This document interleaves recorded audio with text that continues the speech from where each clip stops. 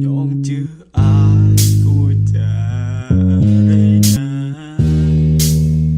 sao tao lại là sao tin ai ai không vì khánh cất sao cô tìm con mẹ nhỏ cô đây